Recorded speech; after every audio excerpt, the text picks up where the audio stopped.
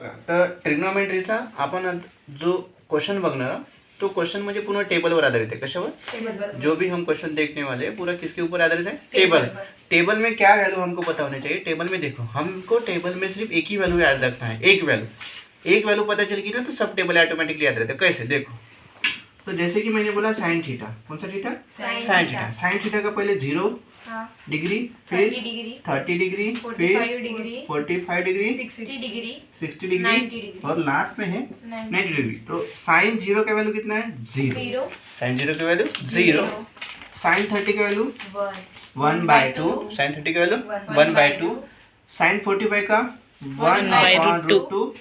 Sign 60 का √3/2 और sign 90 का 1। तो ये सब वैल्यू हमको याद हो जाते हैं जब हम बार बार लिखेंगे, ठीक है ना।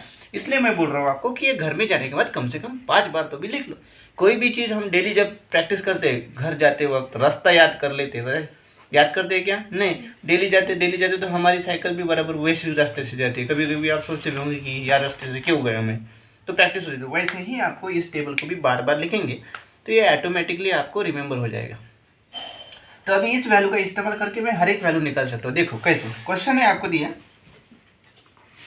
Find the value of 2 tan of 45 degree plus cos of 30 degree minus sine of 60 degree. इसका वैल्यू आपको क्या करना है?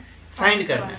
इसका वैल्यू आपको फाइंड करना है। देखो फाइंड कर रहा हूँ मैं, आपको ये गिवन में लिख लिया, सॉल्यूशन चालू कर देता हूँ। तो 2 इंटू टैन ऑफ क्या है? 45। टैन ऑफ क्या है? 45। तो टैन 45 का वैल्यू आपको पता तो नहीं है, पता है क्या? नहीं। लेकिन मैं इसको पता कर सकता हूँ। कैसे? देखो इधर ध्यान। टैन ऑफ 45, टैन बोले तो क्या होता है? ऊपर में क्या लिखना पड़ता है? साइन 45 आएगा और नीचे में कॉस 45 आएगा। समझ में आ रही है बात? साइन 45 बोले तो कितना होता है रे?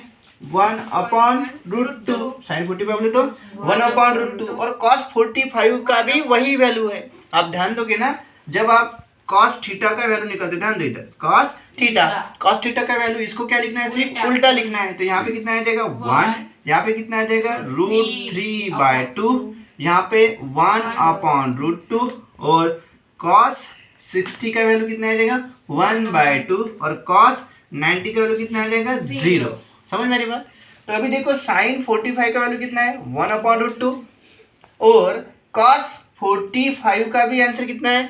1/, मतलब जो कॉस 45 और साइन 45 दोनों का भी आंसर कितना है? 1/√2। तो ये पूरा का पूरा क्या आ जाएगा? कैंसल। तो आंसर कितना आ जाएगा? 1। मतलब हम tan 45 का क्या लिख सकते हैं? 1। तो आपको एग्जाम में बराबर लिखना है ऐसे कि tan 45 का आंसर कितना होता है? 1। नहीं तो एग्जाम में क्या करना, ये जो टेबल है, टेबल का ये वाला हिस्सा ड्रॉ कर लो जल्दी से, ताकि आपका जो भी वैल्यूज है वो गलत नहीं होगा। समझ में आ रही बात? तो अभी मैं यहाँ पे 2 इंटू tan ऑफ 45 को कितना लिखूंगा?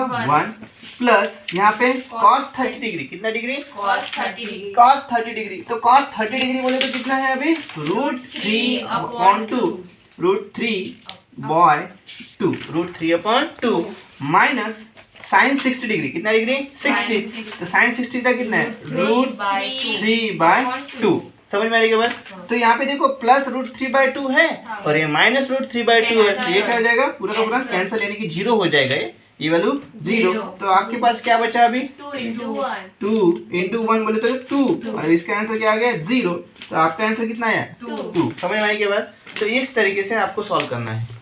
और आपको एग्जाम में कुछ याद रखना है क्या पूरा टेबल? नहीं, सिर्फ आपको ये पहला लाइन भी याद आ गया तो पूरा टेबल आप याद रख सकते हो। That is the basic thing. ठीक है, लिख लो।